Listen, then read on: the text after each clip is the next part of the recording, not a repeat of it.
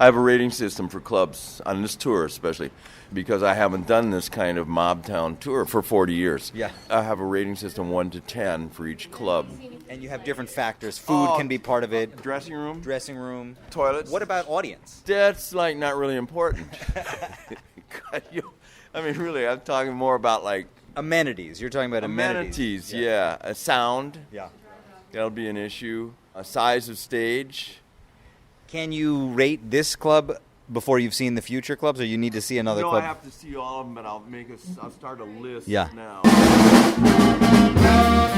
Welcome to The Third Story. I'm your host, Leo Sidran. That was saxophonist and jazz club connoisseur Bob Rockwell, and you are hearing the sound of Chicago's own Sabretooth. These guys are a weekly fixture at the Green Mill, a bar and nightclub in the uptown neighborhood of Chicago. They play every Saturday from midnight to 5 a.m., and they've done it for 25 years. That organ player you hear, that's Pete Benson.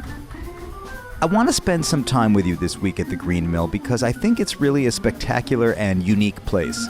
Right now, what you're hearing, it's happening at about 1:30 in the morning. And maybe you can tell from the sound in the room, the joint is jumping.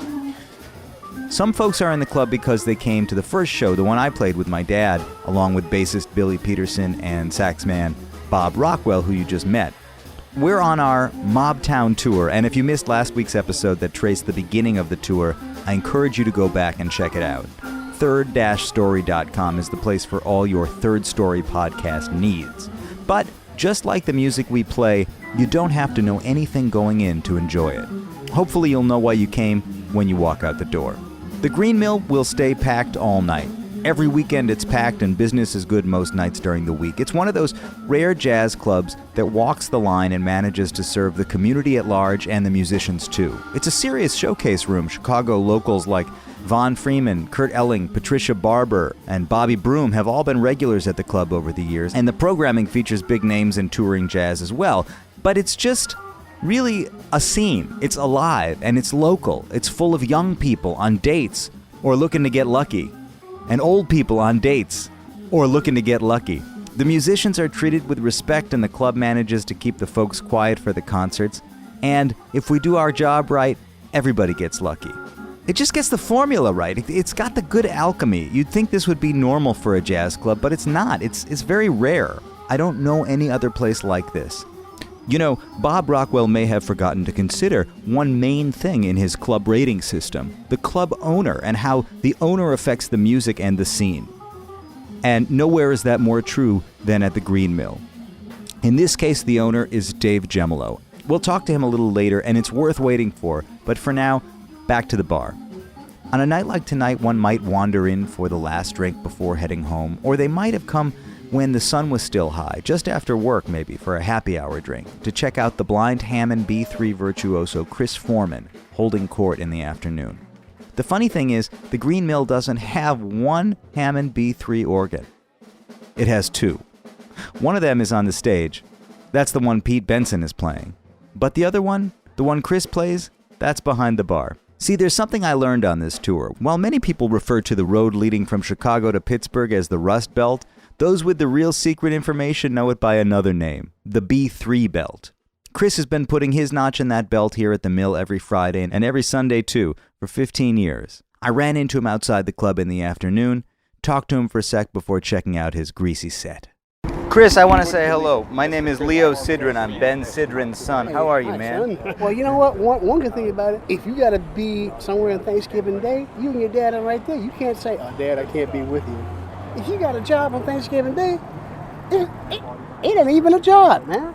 I feel that way every time I play with him, man. It's never a job. I mean, it's getting this to work, yeah. But I mean, the thing is, you could have been just playing in the living room, you know? Man, it seems like you're playing in the living room when you're behind the bar. It's like this place feels like it's your living room. Thanks. How long have you been doing this gig? Is it every week you do it? This particular gig, 11 years. And then how long were you doing the trio gig? Oh, let's see, since 2002. Things have changed, basically. Yeah, but it was a long time. Yeah, I really wasn't in charge, technically. Killer So I couldn't call any tunes. I mean, you know, I couldn't play as much Jimmy McGriff as I wanted to.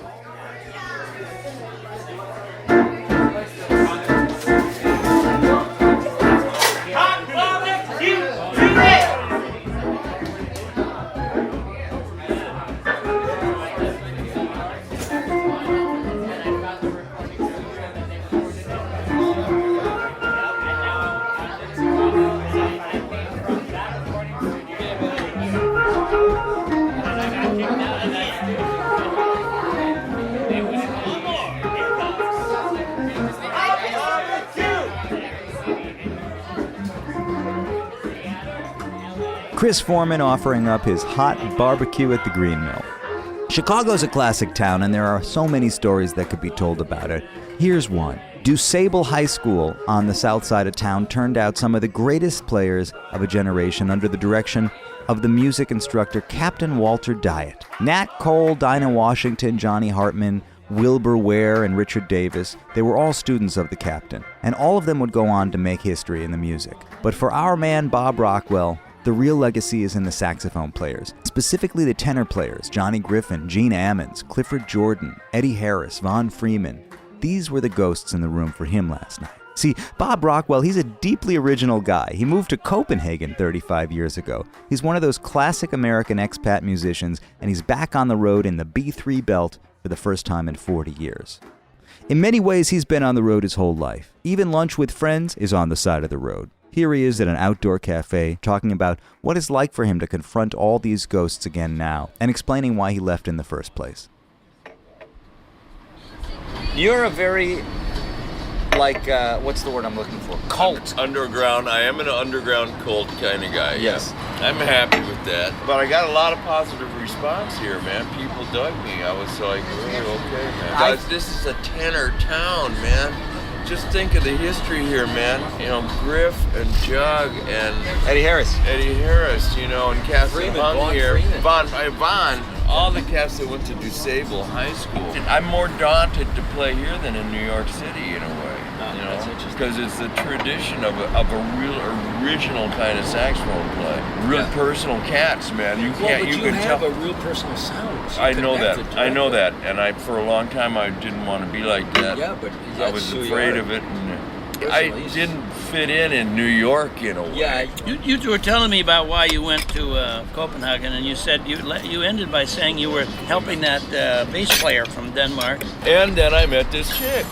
It was all, you know, drug and alcohol infused, and I ended up in the scandal papers when I moved there with her, and then we stayed together for, I don't know. She was Danish, right? Yeah, she was an actress. She was fucking beautiful. She was like 6 feet tall, man. What was the scandal? She used me to get back at her boyfriend, who was a very famous musician and television personality. I went to a film premiere with her, and the paparazzi was all over, and it was in the newspapers and shit. It was it was out, man. That was your introduction to the scene. I was totally crazy in those days. When I got to New York, I just figured, okay, music 100%, and everything else is if it feels good, do it. And I got into this crazy affair with her, and she said, come over and live with me, and it'll be ivy-divey. But she was just using me to get back at her boyfriend who had been cheating on her all the time. And after I was there for 3 months, she booted me. But you were there. I was there, and I was going crazy there and playing all the time, man. Do you think that living over there changed your playing? Changed the way you play? Everything you do in life changes your playing, man. Looking back on it, do you think it was the right thing that you went?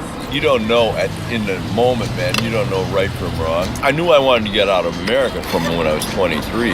I won't go into all of it, but I would tell you the biggest part of it was the racism in this country, man. Yeah. I traveled with black bands, man. I grew up playing in black bands. When you went to Denmark, you didn't experience they weren't racist. Yes, there is ethnic prejudice in Denmark. Probably more now than there was then because they didn't have to deal with it for them. There wasn't the big Islamic threat that there is now.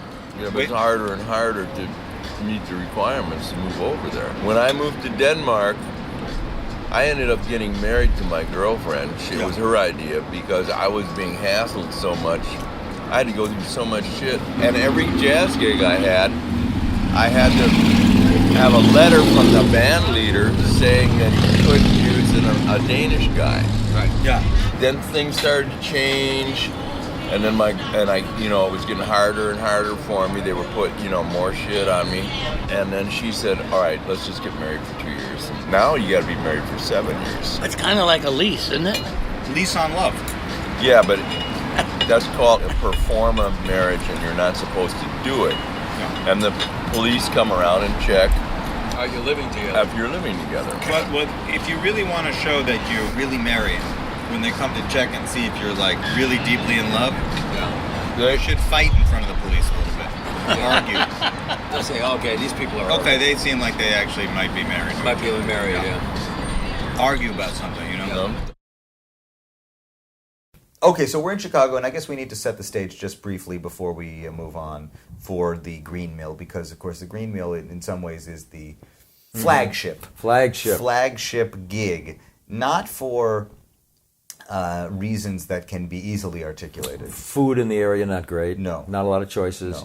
No green room. No dressing room. No dressing room. No guest at all. list. No guest list. Yeah.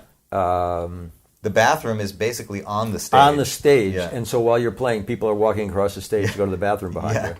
It's has a seedy element, the whole thing. Well, it's designed in 1930-something for the Al Capone people. Let's say 1905 or 1890. Updated in the 20s, updated.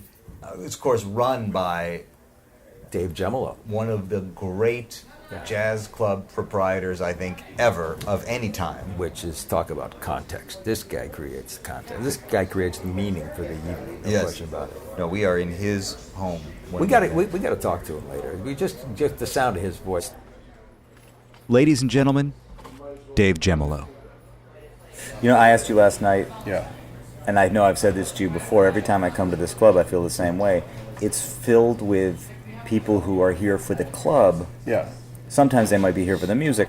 A lot of times people come to the club, and as you said, because they just know it's going to be good shit. Yeah. And they don't know what it's going to be. Right, and that could be any night for anything, because if they come on like Monday, Patricia Barber, you got to shut up, you can't talk, and then they go, oh, I see why I can't talk. You know what I mean? Because it's that quiet, nice, beautiful shit. Yeah. And then Tuesday, it's just a whole nother monster. Yeah. Hot jazz with people, the dance floor's open, they're all dancing, and people walk in, they go, what the fuck is this? Yeah. You know what I mean? Yeah. That's pretty cool. Yeah. And, you know, then Wednesday with Alfonso, the Gypsy Jazz, and Thursday with the big band, that's another thing. Yeah. We get these Europeans coming, they don't even know what's going on. They're Yeah. just coming to the Green Mill because they're on holiday. They walk in and see a 16-piece big band playing with everyone dancing in a live radio broadcast, fake, you know, Yeah. but they think it's really on the radio. It says WAOK, and they think it's a real radio thing. Think about that. If you were some guy from France or something, and you walk into a joint on a Thursday and pay $8 and you see that shit, it's like, what the fuck is this? And you go back home and tell all your pals. You know, it's a good thing. It's authentic. What's funny is it's throwback in a way, but it's also totally authentic. Like, it's really happening. People are really digging it. Yeah. You know, it's not a tourist thing. No, not at all. I'm just saying that Yeah. they come. I'm just like people that live here come here a lot. They know what's up. Yeah. I'm just saying. Just think. Or let's just say you come from.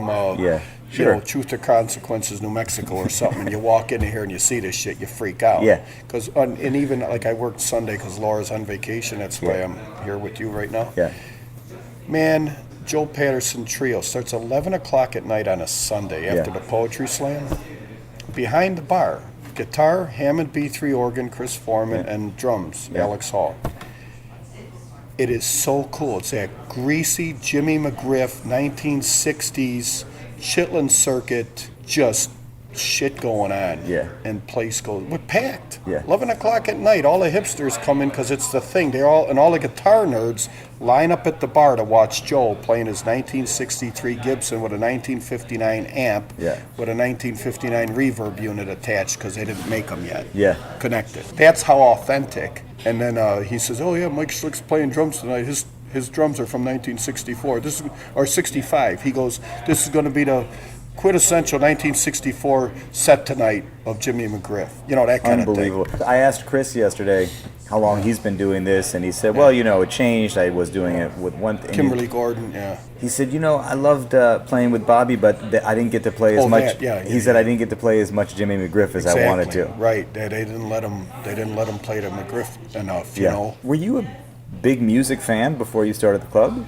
Well, yeah. I mean, you know, I don't know that much. I mean, I didn't know that much. You know, I was a jazz guy, like from being a kid. My dad gave me the 1938 Carnegie Hall Jazz Festival with Benny Goodman, so I had that memorized. And I was into blues, and I was into like Chuck Berry, old Chuck Berry from the 50s. You know, I was into that.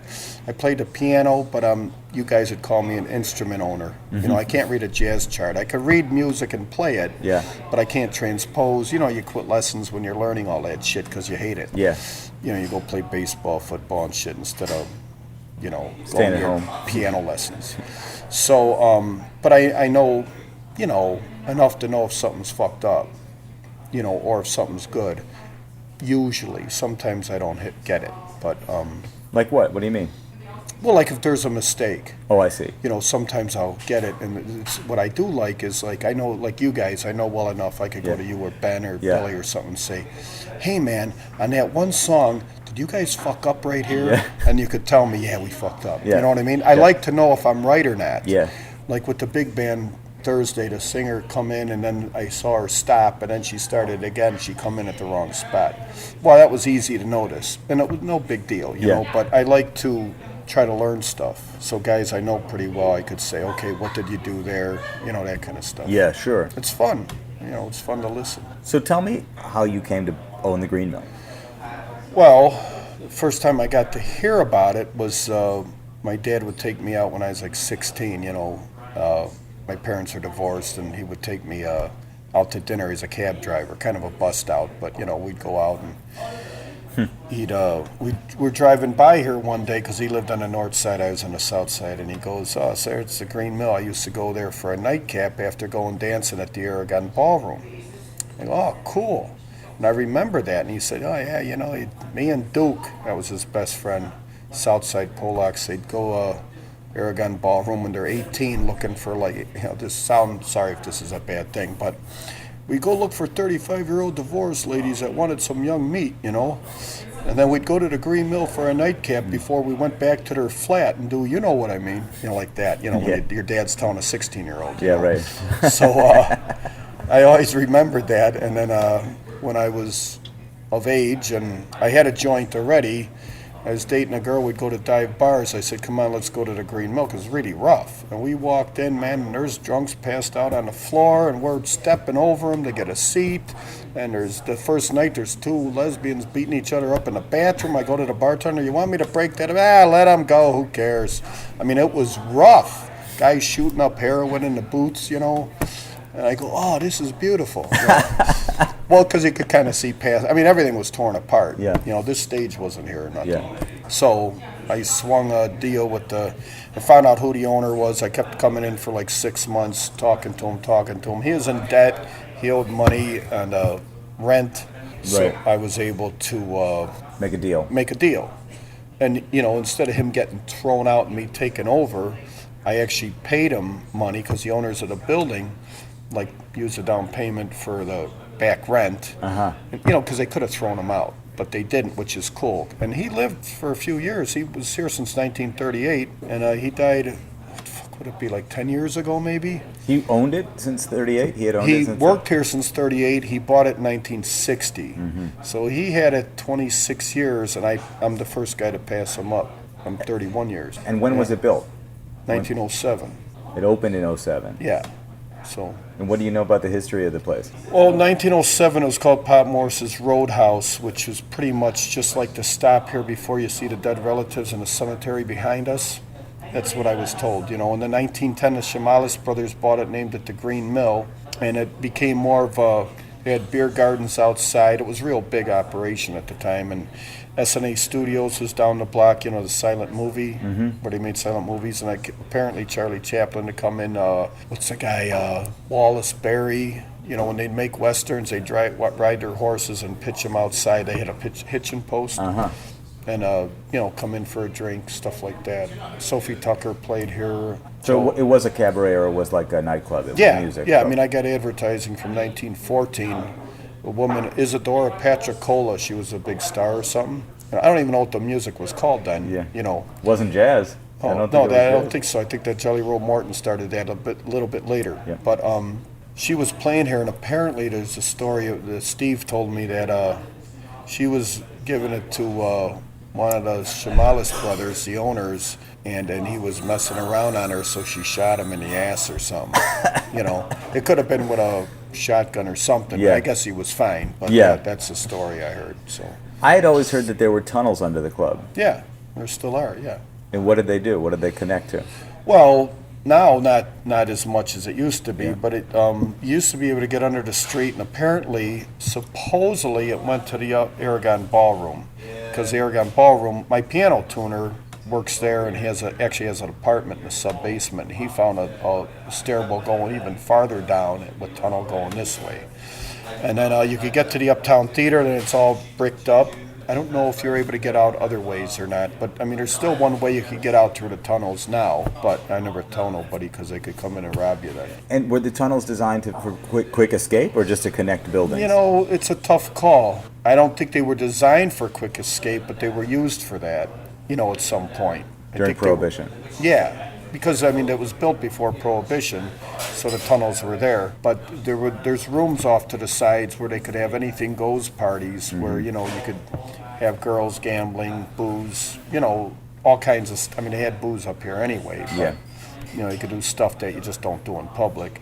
And then if there's a raid or something, they could call down to there, and then they just walk out through the tunnels and come out on the street. And when the coppers are looking for the bad guys, they just say, no, I wasn't in there, you know. I mean, the place holds so much history and so much Chicago history. It's just like everything you're describing to me is like the cliche, the most Hollywood version of what we think of in Chicago history. Yeah, well, that's what it is. I think that's where it all comes from, is all this stuff. Yeah. You know, it really happened. So it would be easy for this to be, like I was saying, like a real tourist, like a throwback thing, but something happened right after you bought it where it started to like get really popular with young people again. Well, yeah, I mean, when I bought it, you know, it was only the stage behind the bar and like Detroit Junior playing solo piano or something, you know. So it was kind of like either you were a gangbanger, a thief, a jabber, or something that hung out here, or you're like a, what do they call, like a pioneer, like you'll go to the bad neighborhood because you want to go to a cool joint. Yeah. And that's kind of what I was, you know. Yeah. And I like all of that stuff. But when I bought it, I was able to, I built a stage and started music 6 nights a week and charged $1 to get in, so it kept the riff-raff out. And then people start hearing about it, musicians word them out, you know, and all that kind of stuff. It starts happening. So who were the first people you started to book? Ed Peterson had Monday nights, Brad Good had Wednesday nights, Susie Hansen had Tuesdays, I had the Deja Vu Big Band on Thursdays, which we still have a big band. Fridays was the Vu Jazz Quintet with Tommy Ponce. He died that first year. He was the greatest. This is like late 80s, early 90s? 86. Mike Finnerty did the late night jam and the late night show on Saturday. Sunday we had nothing until I called Mark Smith and said, hey, the poet. I go, I don't have nothing on. I had another joint already and I had a jazz jam session on Sunday, so I'm stupidly thinking I'm going to be competing with myself. So I didn't do anything. So I'm sitting in here one Sunday night and we rang like $60, you know, just a couple of old guys coming in. I go, this sucks. Yeah. I got this whole joint. Yeah. So I called Mark and he had done a couple of poetry things before the jazz at the Deja Vu. I go, hey man, you want to try some of that poetry stuff here at the Green Mill? Sunday night? He goes, let me think about it. He calls me a week later. He goes, yeah, we'll do it a 3-hour show, 7 to 10, called the Uptown Poetry Slam. I go, what the hell is that? He goes, don't worry about it. And now it's all over the world. Yeah. That's how it started, which is pretty wild. The first time I heard about the room, I was in college, and the Mighty Blue Kings were playing. Yeah, oh yeah. And we would come to town to go see them. Oh, did you? Yeah, oh sure. Oh, cool. Yeah. Because where were you in college? At Madison, University of Wisconsin. Yeah. Well, I'll tell you what, that was a big thing. Kind of what you're asking a little bit about. Yep, the mid-'90s, yeah. Yeah, the mid-'90s. See, we were doing fine. Everything was good, but we weren't really pulling in like people from Lincoln Park or downtown yet. It was more people that just knew the joint is cool. Yep. Then the Mighty Blue Kings started, and you'd come here. There was a line around the corner every Tuesday to get in. Yep. It was crazy. Yeah. We had 3 waitresses, 5 bartenders. We couldn't even stock the coolers. We had buckets of beer on the stage because we didn't have time to go down and get it in the basement. You know what I mean? Yeah. It was crazy. I had fans hanging there to try to keep the band cool. Yeah. Because they were sweating. They would take their cuffs off their pants and go like that, and water would fall out. Wow. You know.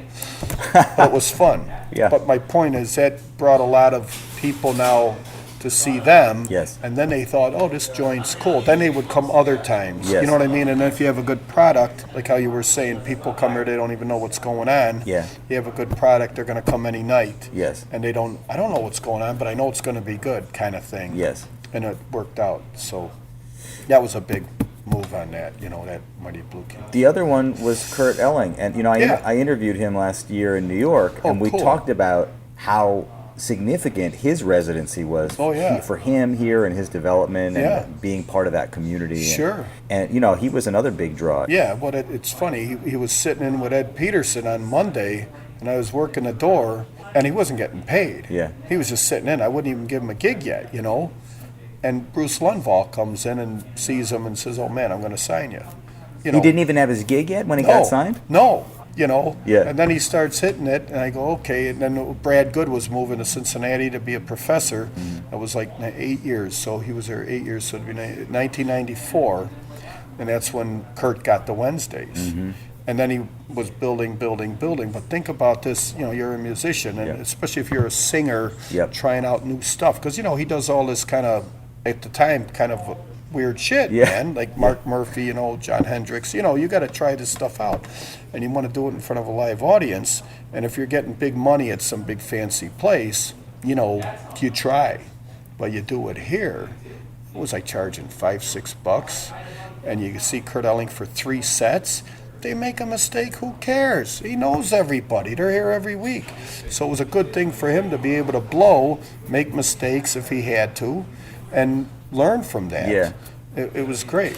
I think my dad is like that too. I mean, I think he can play in a theater and we'll do an entertaining show. Yeah. But for him to really do what he does, he has to be able to fuck up or fail, because that's what makes it interesting and exciting. Is that what is going on? And to feel the kind of amount of risk that's coming off of the stage. The audience really likes that here. It seems to respond to it here. Well, they do, and your dad's real good with people and talking to people and stuff. And yesterday he did something that was kind of funny, but it didn't work. Yes. And then he busted their chops. You know what I mean? Yep. And you could do that. Yes. You can't do that in some fancy snooty type place. That's right. Where here, people yell out from the audience back sometimes. Yeah. And your dad's got a quick wit, so he could bust their balls right back. That's it's a fun thing, and I think it makes the artists more comfortable to blow, and then they'll take risks, like you're saying, and try stuff. And the third set is always sometimes the most creative set of all.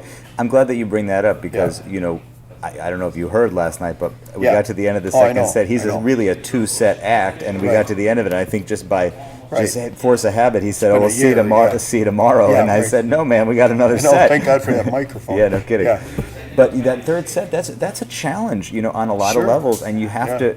As a player, you have to reach into a part of yourself that you don't normally have to reach into to stay focused and bring that energy, and that is when interesting shit starts to happen. It does, and even when Kurt does a third set, sometimes they're just like, "Oh, let's just blow on this blues or something," and then all of a sudden everyone just goes nuts, because it's not necessarily showtime anymore. This is our time, and then I love that, because I'm watching, oh, listen to this shit, oh wow, look, It's kind of cool. So do you think that the club has had an impact on the music scene in Chicago? Oh yeah, I think so. I mean, it kind of has to. I mean, it's major joint and does well, and people like it. Yeah, I think so. Do people tell you from out of town that they haven't found seen another place like this? Yeah. Or that it's a rare kind of place? Yeah. A lot of times, because it is, and they're right. Yeah. I mean, I'm not trying to act like, anything, but I mean, like I was saying, a big band on a Thursday night for $8, or Joe Patterson. Oh, it's $5, by the way, to see Joe Patterson on Sunday. Yeah. Where are you going to get that? Yeah. I don't know anywhere in the world you're going to get something like that. It's pretty cool. I think you're right. I hadn't thought about the money aspect of it. What I always have focused on here is the fact that the music is alive in culture, and people are here because it's cool. There are a lot of jazz venues, proper jazz venues all over the world. They take themselves so seriously that people don't feel comfortable to go because they don't think it's for them, or they think they're not going to understand something, and they feel separated from the music. Yeah, then they'll feel awkward because they don't know how to act. Because when do I clap for the solo, or when do I not? That kind of thing. And you're right. And that's one of the reasons, here, we try to purposely keep prices as low as I can, so normal people could come in. People that don't know anything about jazz, young people that think the joint's cool, they're not going to get, I don't want to pay that and walk away. They're going to pay it, come in, and hopefully they behave, and then they say, oh, wow, this is cool. And that's, you guys get more fans that way. Yeah. Ben Sidran, never heard of him. Oh, my God, he's great. Then they'll look him up and say, holy shit, he's the shit. How come I didn't know about him? You know what I mean? And Billy Peterson said to me, when he played here with Dave King, Yeah. there was a line around the corner, Oh. which is incredible because Yeah. it shows that this is a roadhouse, but you can play really kind of avant-garde music in the room, Yeah, and right. people listen to it. No, I know, and dig which it. is, like, well, it's funny, that avant-garde stuff, Yeah. like Ken Vandermark and Yeah. them, Chicago guys. 30 years ago, I was afraid to do it. We would do it like on a Sunday afternoon or something. Yeah. But now it's mainstream enough. Like Vandermark's here next week with Yeah. Eric Rivas. Yeah, sure. Yeah. It's Eric's group officially, but Vandermark's in it. Yep. And they're going to be way out. Yeah. They'll kick ass. They'll be packed. Yeah. Because there's enough people that like that now, which is wonderful, that we could do things like that, you Yeah. know. But years ago you couldn't. But, Yeah. So my dad asked me to confirm something with you, double-check something. Yeah. Do we still have a standing offer for life to come back here? Only for life. Okay. Yeah. Because So, yes. he feels you got off pretty easy considering the offer was made to him when he was 70 years old. Right. Well, he should be able to go another 25 easy, and I hopefully will. Yeah. Yeah, that's a no-brainer. Yeah. Yeah. My life or your Yeah, life. somebody's life. Somebody's life, yeah. the offer is Yeah. standing. Oh, absolutely. It's funny because I got that with Sheila Jordan. Yep. I got it with George Freeman and Bernard Purdy. I got it with Karen Allison. Who else? Dave Liebman, Bob Mincer. They all got lifetime contracts. That's pretty good. I got to be careful because it's like every year. Then if I do too many lifetime contracts, I can't book anybody new. That's right. Yeah. There's a famous, at least to me, video of Bernard Purdy taking a solo on the Oh. stage. So how often has he come a few times? Every year. He does? Yeah, you see Von Freeman there? Yeah. His baby brother George Freeman. Yep. It's his gig. And he plays here every year by his birthday, April 9th. And so this past April was his 90th birthday. That's Von's baby brother. Yeah. And Bernard played with George back in the 60s, 50s or 60s, I guess. So we hooked them up together about 4 years ago. Now it's every year. Yeah. Because Bernard's the shit. Yeah. And then George's the shit. Mike Alamana's on guitar, Pete Benson on organ. Oh, cool. And it's just the greatest. Yeah. And so every drummer in Chicago's here, Jimmy Chamberlain comes in, Yeah. Wilco drummer, all these big hotshot drummers are here like bowing to Bernard, Of course. and I get a big kick out of it. Man, you mentioned Pete Benson. I met him in Madison years ago Yeah. when he would come in and play with Joel Patterson Yeah. and those guys in Madison. Yeah. And I see them every year playing with Sabretooth after Yeah. they're done on Saturday night. And Yeah. it just blows my mind that Yeah. these cats are here every week 25 years till 5 in the morning. till 5 in the morning, and that's something. We're going to do their anniversary November 17th, and it is amazing. It's a hard thing. I mean, sometimes they wake up to come to work, Sure. Yeah, these guys are getting older, Yeah, I know, and they love it. Yeah. And it's never boring. You know how some people could do a gig like for years and years, and Yeah. they're doing the same solo, the same songs, the same set. These guys, you don't know what's going to happen ever. They read the room. Yeah. Like if there's a bunch of Deadheads in here, they'll do some Grateful Dead. Yeah. Because they like that. Yeah. But they really know how to work the room. They look at it, see what the vibe is. They see what the band is earlier. Yeah. Do we stay with that or do we go opposite? You know what I mean? It's wonderful. I like that they think about it. It's not just, okay, let's do set number 1 again. They're up there looking at music, figuring it out. Petey's sitting Yeah. here. He don't have any idea until they throw some stuff at him. Yeah. Okay, this is what we're starting with. Oh, okay. I like that.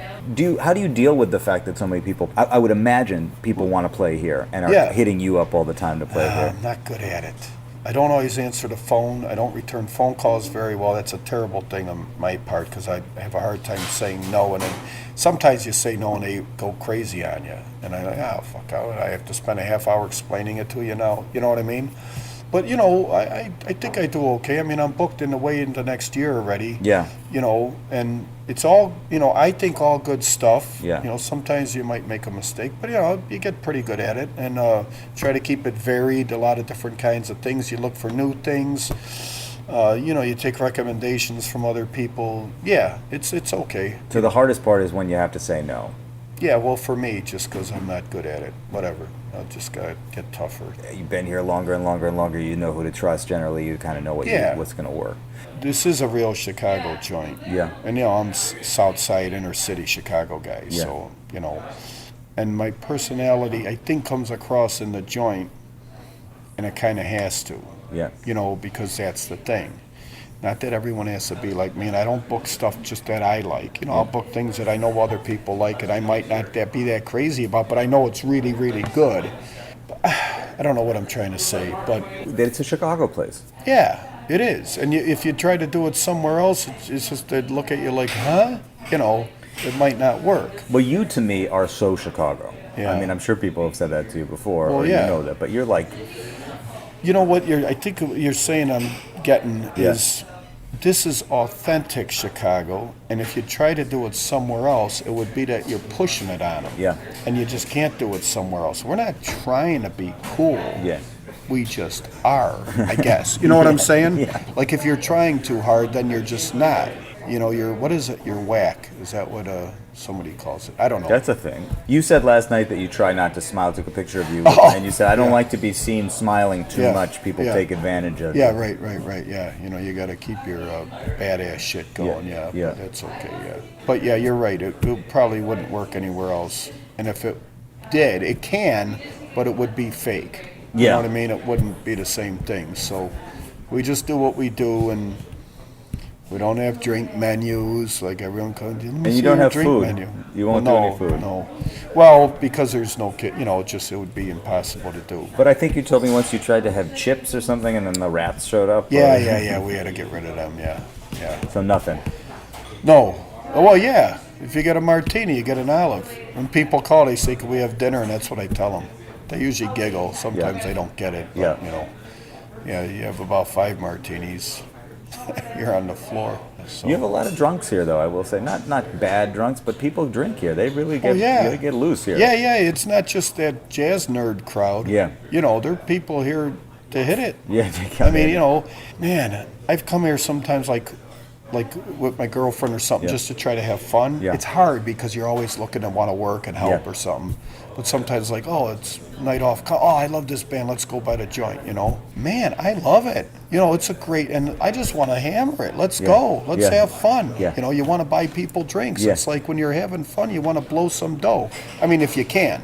It's funny that you say that on a night off you come down here, because I was thinking today that a place like this, if you spend too much time here, or if you spend enough time here, you get sucked in. You can't leave. Well, that is a thing. Like when I work Saturday night and Sabretooth starts, I'll stay for the first set, ends at 2.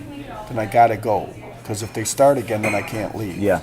Or like it was a couple Sundays ago, me and Lynette went to a wedding. The singer for the big band got married, so we went to the wedding in Cedarburg, Wisconsin, and we came back. I said, hey, we get back, it's a Sunday afternoon. I go, we could get back at 10:30, and we could get Joe's first set. Yeah. It was great. We're all dressed up, sitting at the bar. There's some movie stars in here and stuff, which was fun. And it was great. I was on a date. Yeah. At your own place. At my own joint, and I got good seats at the bar. I loved it. And I didn't, I was having enough fun where I didn't start telling people what to do. Yeah. And there's guys here too. There's always this guy he wasn't here last night, but every year we've been here. Alan. Yeah. Yeah, he's here all the time. He is here all the time. I don't know where he is, but he'll probably be here later, or maybe not. I don't know. But that's a guy who obviously can't. Oh, it's his can't life. stop coming. It's his life. Yeah, we got a lot of them like that. There was a older black guy sitting in the bar in a seat right in the aisle, right at the end there by the wood. I saw him. Yeah, every week. He was in line last week for Kurt Elling. Yeah. And I know, I don't know his name, but he's here all the time. He always sits there. He knows when to get here to get that seat. And I see him in line. I go, man, there's nowhere in there. I can't even put a chair down. But maybe I'll find, because he's by himself. It's easier, I go, I don't know, man. Do what you want to do. He goes, I'll come back another night. You know what I mean? Because I gave him the heads up. Yeah. I'll do anything in the world for the guy, but if you can't do it, you can't do it. Yeah. So I like that. I don't even know his name. He don't know my name, but we have a thing. Yeah. Because I look out for him. Yeah. And we all do. Everyone knows, that guy likes to sit there. He walks in, whoever's seating people just puts a chair down there for him. Because they know that's where he's going to go. And he likes that. Not that we have to kiss his ass. We don't, hey, what's your name? Let's be best friends. None of that shit. He don't give a shit. He just wants to listen to the music and be treated nice, so I kind of like that. How do you get people to listen and also feel good about being here, not feel like you've been, It's so hard. Like last night was pretty hard. They weren't really that good. It's a fine line. You want them to shut up, listen to the music, be respectful, not just for the musicians, but for people that want to listen. But you also want their money.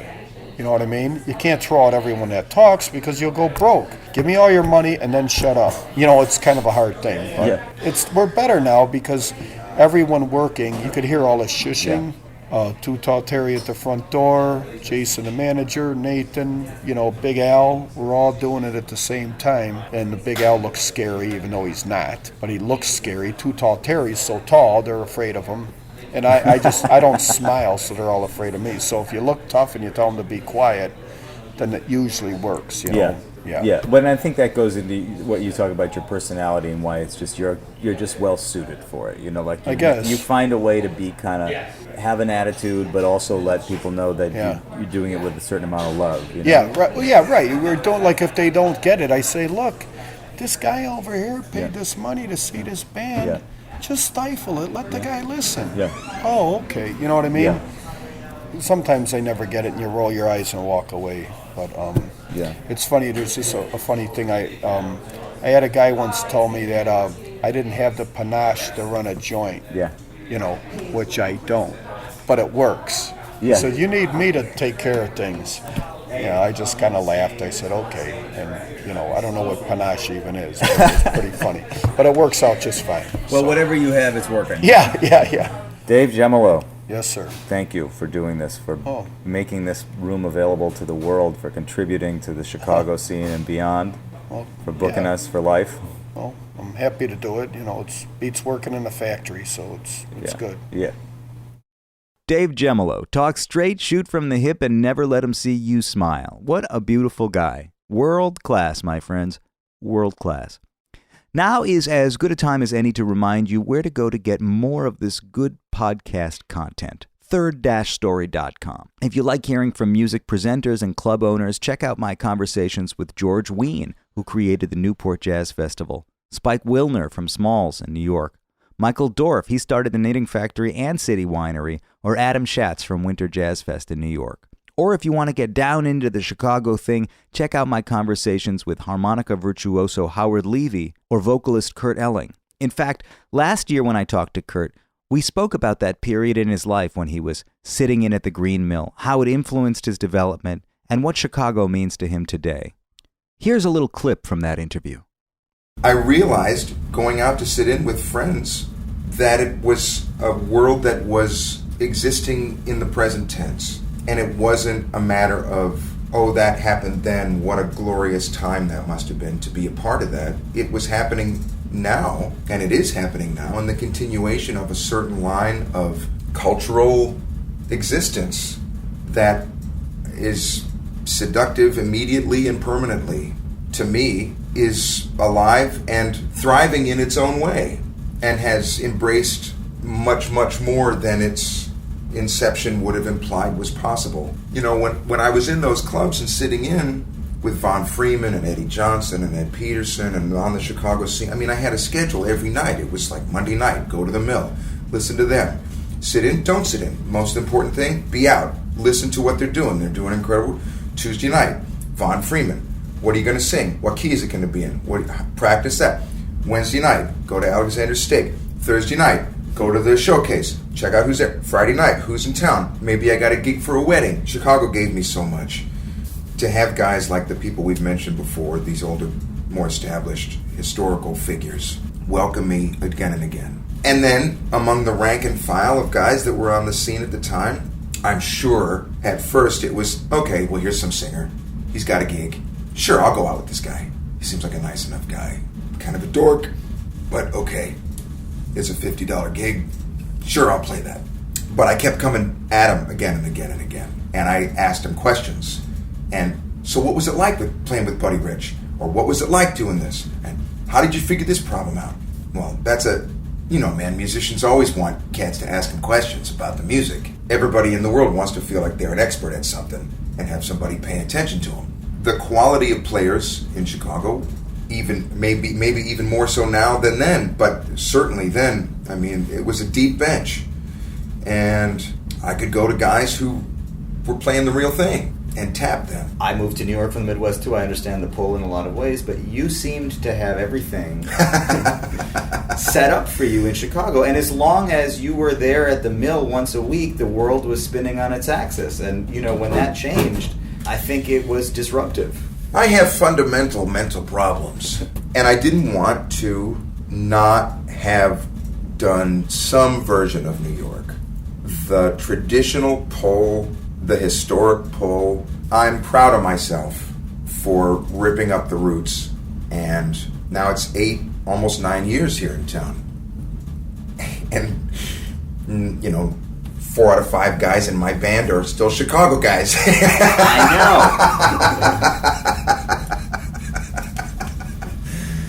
No matter where you go, there you are. Mm-hmm. Kurt Elling on being seduced both immediately and permanently.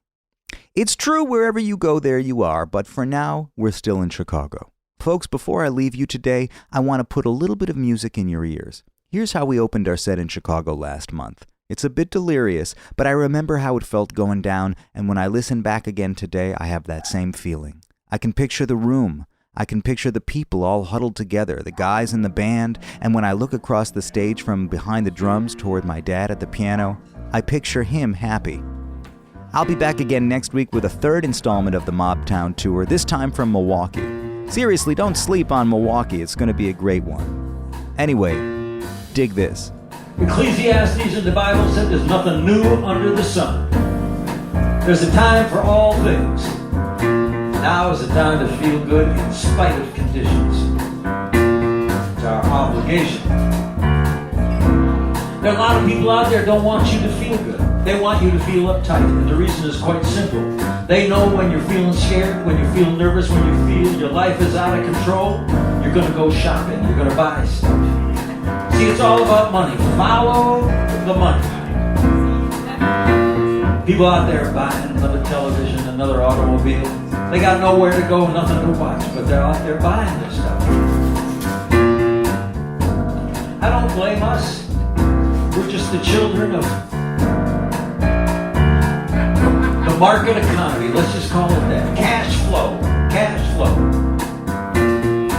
As all those stock market people in the room tonight know, it doesn't matter if the market's going up or down as long as it's moving. Moving. Cash flow. Nothing new under the sun. This has been true since this game first begun. Where did it begin? 5,000 years ago in Sumeria. What was going on?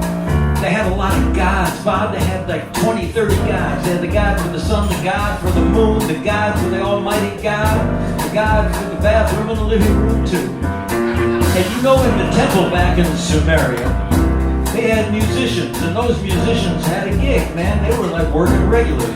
They were playing this temple music, and they'd be hanging out behind what we'd call it backstage today, but back then they said behind the ziggurats. And they'd be hanging out there and be doing the same thing musicians do today, talking about chicks. They say, man, did you hear what happened to Dolores? I said, no, what happened to Dolores? They say, man, they sacrificed her as a virgin.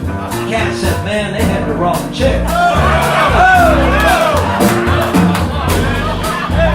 Nothing new under the sun. Nothing new under the sun. They too had to learn how to have fun in spite of conditions. Because before you could get yourself thrown into the fiery furnace, you had to pay a tax. There was a tax on life, there was even a tax on death. Nothing changes. Nothing changes. And along the way, many great myths have come along. A lot of great thinkers have synthesized all human experience down into a few myths. For example, the Iliad and the Odyssey. Great myths. Myths about being on the road. Being out on the road. So, you know, some people say the first guy who was on the road was Jacob, in his coat of many colors, he went out there, and he no longer wanted to be a farmer. He wanted to tear down the fences. He wanted to explore life. It's like America's Wild West. And of course, he paid the dues for standing up against civilization. Because civilizations have been about farming now for 5,000 years. Good thing about farming, and I know I digress, but I'm getting to a point here, if you stay with me. The good thing about farming, the quality of the food is worse, but there's more of it. Which reminds me of an old joke. That's right, it's an old joke. A little old Jewish couple goes into a restaurant. She says, the food here is terrible. He says, and there's so little of it.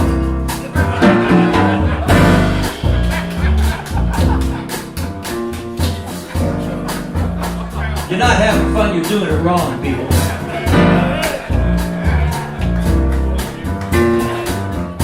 So there have been plenty of myths, Iliads, Odysseys. But I want to talk to you about the myth of Sisyphus. Sisyphus, the mythological character that was condemned, doomed to push a rock up a hill through eternity, never get to the top. As soon as he'd get right near the top, it would roll back down. And of course, it's a metaphor for modern man. All of us in the room tonight know what that feels like. Push this rock up a hill, never get there. That's what our lives are like. We wake up every morning, get back on the rock.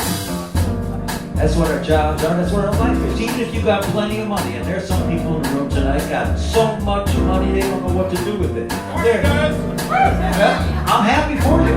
Look, it's good. I wish you put a little cash flow our way, but that's okay. Because it don't matter. As my man Mose Allison once said, money can't be the answer because it won't buy cancer. In the end, it all comes down to the end. Sisyphus pushing this rock up and down this hill. And the great French philosopher Albert Camus said, you gotta picture him happy. Picture him happy, that's right. Happy for the privilege and the pleasure of being out here among the rest of the creatures that have been put on this sweet swinging sphere that we find ourselves on today. Now you got a lot of problems. You might be thinking, oh man, I wish my problems would end. There's gonna come a time you wish your problems didn't end. You live every day as if it's your last. One day you're gonna be right. So, I want you to picture a man and a rock and a real steep hill. The sun is so hot, even the shadows can kill. He's got to keep right on pushing. He's got to get to the top. But the forces of nature, they try to make a man drop. He goes down on his knees in a world full of pain. But time after time, he gets back up again. You got the picture? You got to picture him happy. Got to picture him happy. Now the sun is the truth, and ain't no place to hide. The rock is time passing, and the time will abide. The hill is the shape of all things to come. Man, he's just suffering in the heat of the sun. He's trying to find some meaning in a world that don't care. But the rock don't talk, and the hill don't share. You got to picture. You got to picture him happy. Gotta picture him happy. Now it ain't what you do, it's the way that you do it. And it ain't where you go, it's the way you go through it. Desperate times, they call for desperate actions. Desperate minds, making desperate attractions. The sun is so hot you can't even breathe the air. And it's an eye for an eye, and everything is fair. You're trying to find some reason in a world where there's none that just is rocking this hill and this god-awful sun. There's change for $1, there's change for a dime. You want to change your life, baby, you gotta change your mind. You got to picture.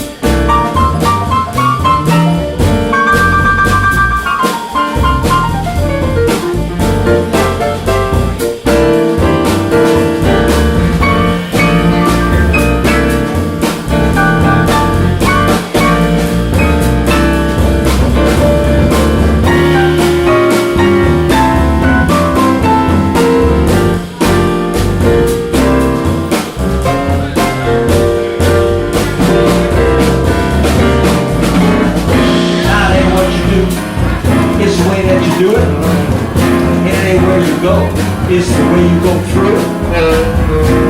Desperate minds call for desperate actions, desperate times. They need desperate distractions. Sun is so hot you can't even breathe the air. And it's an eye for an eye and everything is fair. Trying to find some meaning in a world where there's none.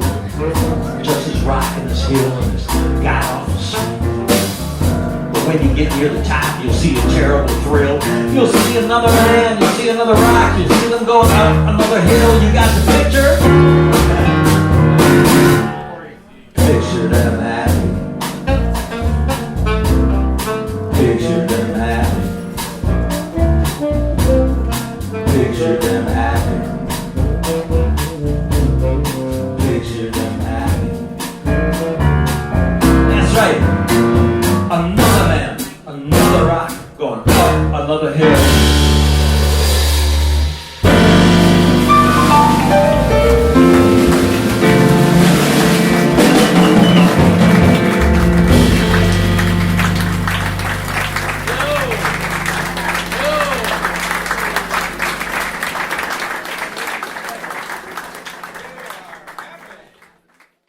Bob, what rating do you give the club?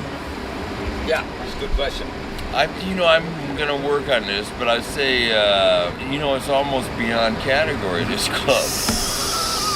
I'd have to say this is in a whole nother. Exactly. That's the thing.